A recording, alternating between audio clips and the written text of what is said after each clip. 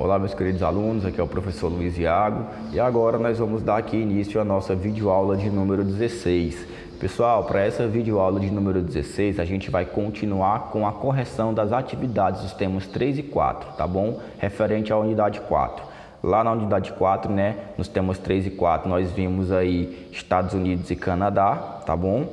O tema 4 ele vai tratar sobre Canadá. E aqui nas últimas aulas nós tínhamos aí feito a correção das atividades, né, da página 312 e 313, que foram 10 questões que nós analisamos e corrigimos aqui, baseadas no conteúdo. E agora vamos aqui fazer a correção das atividades das páginas 314, 315, certo?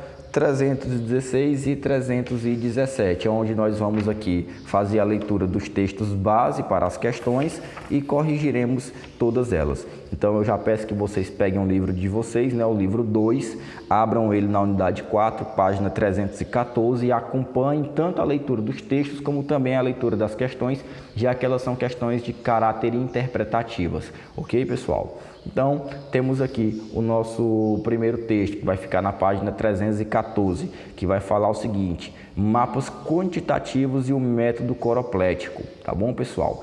Então, vamos aqui começar o nosso texto. Os mapas quantitativos evidenciam a relação de proporcionalidade entre os objetos, ou seja, eles dão aí a proporção de um objeto de outro, tá bom? Então, mapas quantitativos evidenciam a relação de proporcionalidade entre os objetos. Uma das maneiras de representá-los é por meio do método coroplético, isto é, das quantidades por área. Esse método estabelece que a ordem crescente dos valores seja reproduzida por uma progressão de totalidades ou uma sequência ordenada de cores que aumentam de intensidade da mais clara para a mais escura. Seu uso é adequado para retratar diferenças de magnitude, densidade ou intensidade de um fenômeno no espaço. O mapa abaixo representa a porcentagem de população que vivia em áreas urbanas de unidades administrativas dos Estados Unidos em 2010. A legenda do mapa agrupa os valores em 5 classes, de modo que as cores mais claras representam áreas com menor porcentagem de população urbana e as cores mais escuras correspondem às áreas com maior porcentagem de população urbana. Observe no mapa que uma faixa no centro do território concentra unidades sem população urbana. Então temos aqui, né, o nosso mapa, cuja legenda é Estados Unidos, população residente em áreas urbanas 2010. Temos aqui, né, a nossa legenda, população urbana em porcentos. Essas zonas mais escuras, né, em roxo, né, lilás aqui mais escuro, de 80 a 100 habitantes por quilômetro, de 80 a 100%, né,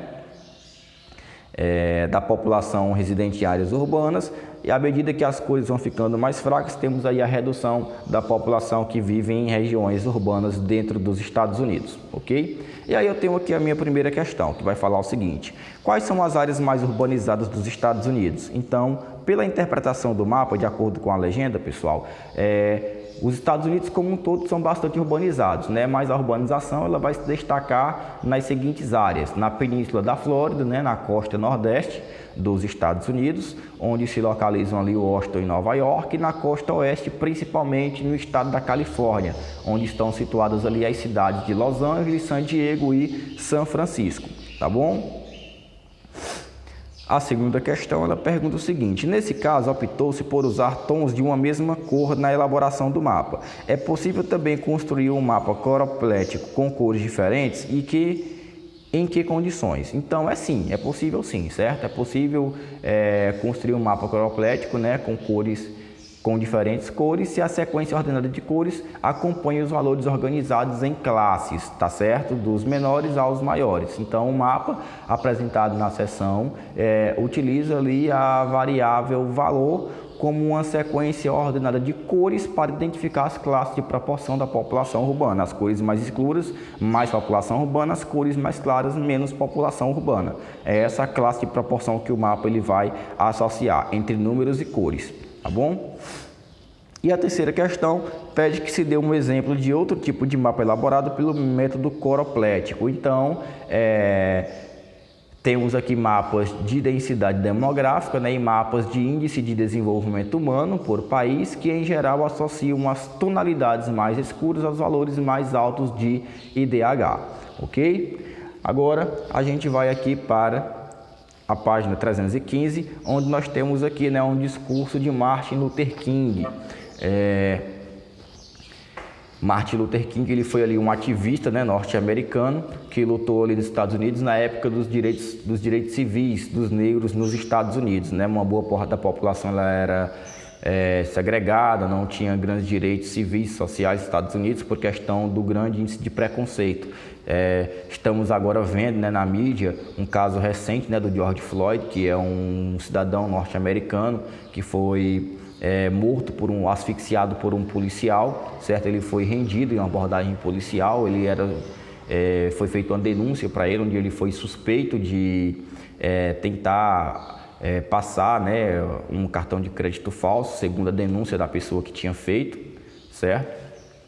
A denúncia para a polícia, não vi ainda nada apurando se era verídico ou se não era, mas enfim, a gente vai ter ali, né, o uso extremado da força da polícia dos Estados Unidos ali, certo? Rendendo o cidadão, o homem, já ele algemado no chão, o guarda vem, coloca o joelho sobre o pescoço dele, impedindo com que ele respire, até que ele venha a óbito, né, por asfixia do policial, certo? Então, uma série de protestos vai explodir nos Estados Unidos, com delegacias sendo queimadas, né? A população indo à rua, protestando ali contra a polícia norte-americana, que não é a primeira vez que é acusada de racismo, né? Em 2014 a gente vai ter outro caso de outro negro que foi asfixiado até a morte por um policial, certo? Dessa vez com uma chave de braço. Ok? E outros inúmeros casos que a gente poderia citar aqui com relação a essa atitude, né, de racismo que ainda é muito presente, muito marcante nos Estados Unidos. Temos aqui até grupos, né, de extrema direita, de extrema xenofobia existentes no país, como por exemplo a Ku Klux Klan, né? Seria até interessante você assistirem um filme que foi feito ano passado, foi indicado ao Oscar, que fala sobre um preconceito nos Estados Unidos, né? Ele é um filme que retrata ali a vida de um policial negro que tenta se infiltrar na clã, certo? Para prendê-los por preconceito, por discriminação racial. Então é um filme bacana, tá aí indicado na faixa etária de vocês poderiam estar assistindo aí. O nome do filme é Infiltrado na Clã. Certo, pessoal? Procurem ele, já tem a versão dublada para português, caso não gostem de assistir, né, em versão legendada.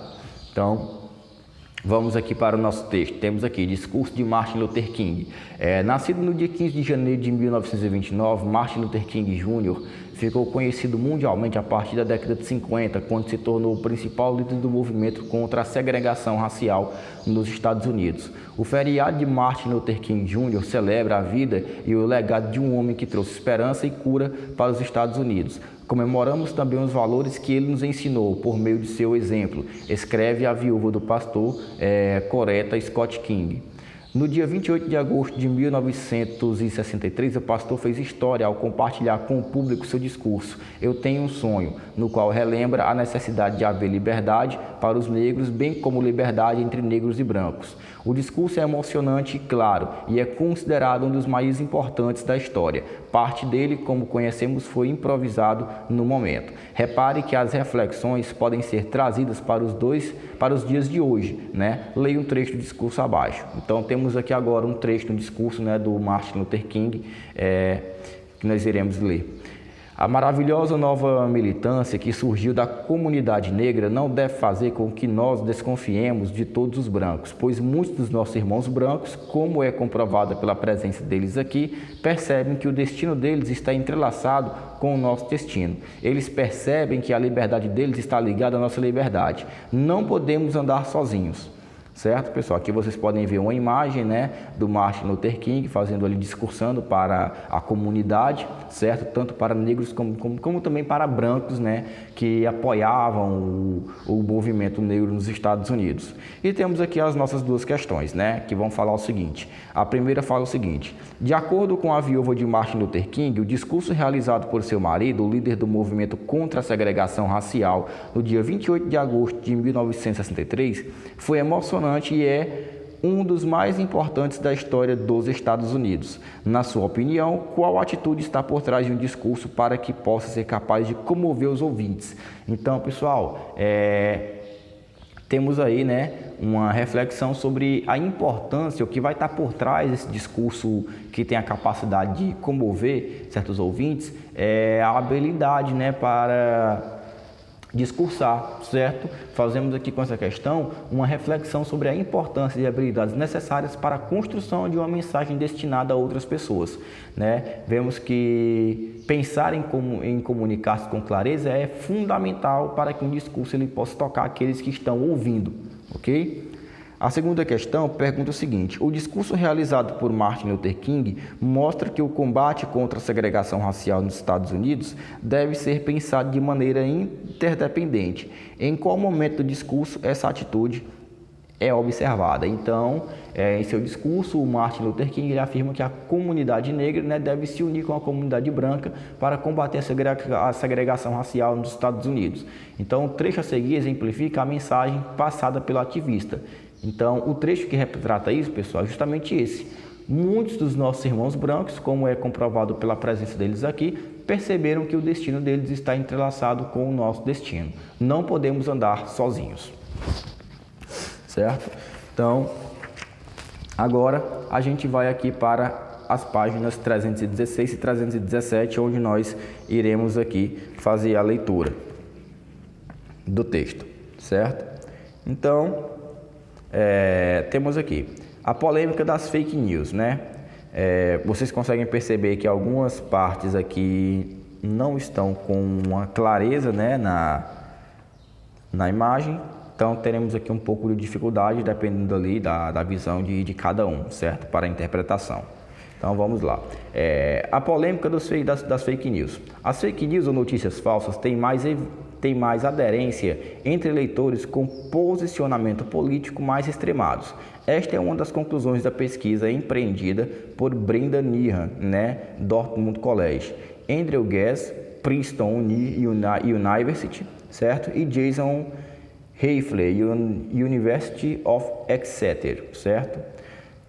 Buscando avaliar os impactos das fake news na campanha presidencial americana que levou Donald Trump ao poder. Para chegarem a essa conclusão, eles usaram uma ferramenta para registrar os sites visitados entre 7 de outubro e 14 de novembro de 2016, durante a campanha e uma semana depois da votação, por 2.525 eleitores americanos acima de 18 anos que autorizaram ter sua navegação monitorada de forma anônima. A partir dos resultados, foi observado que 27% dos eleitores leu pelo menos uma notícia falsa no período analisado e que estas representaram 26%, certo? Aí, a partir de agora, a gente não consegue ver, ok? O que está escrito aqui na página. Então, temos aqui alguns trechos, 26% de outros textos lidos em sites, veículos tradicionais, dos textos falsos, esmaga por Trump. Assim, não independentemente, os eleitores pró-Trump eram 3 vezes mais propensos a visitar sites de fake news do que aqueles que se declararam pró-Hillary Clinton, acima de 60 anos de idade, ok? Também eram mais inclinados a visitar esse tipo de página, ok? Então, apesar de os pesquisadores não poderem afirmar que as fake news influenciam de forma afetiva o resultado das eleições americanas, visto que apenas cerca de 10% dos eleitores são consumidores mais frequentes dessas notícias falsas, eles não desconsideram o potencial de disseminação dessas notícias e os danos que elas podem causar à qualidade do debate político. Então, temos aqui o nosso texto e vemos aqui que o texto, em muitos pontos, ele vai estar completamente impossível de ser lido, pessoal. Isso é uma condição proposital criada pelo livro para que a gente possa perceber como as informações elas quando mal repassadas para a gente, elas podem muito bem mudar o nosso ponto de vista, a nossa forma de opinião, certo? Tanto informações mal repassadas, né, como informações não repassadas de maneira completa ou até mesmo informações falsas, elas podem aí criar e modificar o nosso ponto de vista em relação a um fato em específico. Ok, pessoal? Então, vamos aqui. A primeira questão, ela fala o seguinte: qual a polêmica abordada no texto sobre a campanha eleitoral estadunidense de 2016? Então, de acordo com o texto, né, a disputa nas eleições realizadas nos Estados Unidos em 2016, ela pode ter sido influenciada pelas fake news, ou seja, pelas notícias falsas, tá certo? Difundidas com relação a um candidato específico. Segunda questão, identifique no texto a maneira como os pesquisadores levantaram dados e atingiram os resultados da pesquisa. Pessoal, então os pesquisadores eles usaram uma ferramenta para poder registrar, né, os sites visitados por 2.525 eleitores, né, e a partir daí eles conseguiram perceber que aqueles eleitores que eram a favor de Donald Trump, eles tinham maior incidência de visitar sites duvidosos, sites que comumente propagavam notícias falsas, né, as chamadas fake news. Terceira questão, de acordo com a pesquisa, como é possível relacionar a difusão de notícias falsas a um grupo específico de leitores? Então, temos aqui, a pesquisa mostra, né, que os simpatizantes de Donald Trump eram mais propensos a visitar sites identificados como disseminadores de fake news do que os opositores da outra candidata, né, a Hillary Clinton. Acredita-se aí que as fake news elas têm uma aderência entre eleitores com posicionamentos políticos mais extremados, como os do atual presidente, tá certo, pessoal? E a quarta questão pergunta de que forma as redes sociais são utilizadas na disseminação das notícias falsas. Então, o estudo ele apontou uma relação direta entre as redes sociais, como o Instagram, Facebook, Twitter, né? E outras redes sociais, e as fake news, né? Os usuários utilizam essas ferramentas para ter acesso aos sites identificados como disseminadores de fake news, e o hábito era mais frequente entre os apoiadores de Donald Trump. A gente sabe que as fake news elas são aí propagadas de maneira muito rápida através das redes sociais, tá bom? E a quinta questão, né, que pergunta o seguinte: em sua opinião, existe alguma maneira de combater a criação e a disseminação de notícias falsas? Então, existe sim, né, pessoal? Pois é sempre importante verificar as fontes de informação, de qual fonte a informação que a gente recebe ali ela vem, né? E o site no qual a notícia ela é divulgada. Recentemente, ali, a Universidade de São Paulo desenvolveu um projeto chamado Monitor do Debate Político no Meio Digital, né? Que é um projeto que busca mapear, mensurar e analisar o debate político nesse meio. Então é sempre importante a gente procurar a fonte de onde as informações que nós recebemos elas são extraídas, né? E daí saber se aquela é uma fonte confiável, se não é uma fonte confiável. Não é interessante que a gente se baseie somente por um ponto de vista. É sempre importante que a gente veja o outro ponto de vista sobre aquela mesma informação para que possamos ter ali uma crítica, né? Um julgamento mais fiel, mais propenso à fidelidade. Tá certo, pessoal? Então, a gente vai encerrar aqui a nossa correção das atividades e até a nossa próxima aula.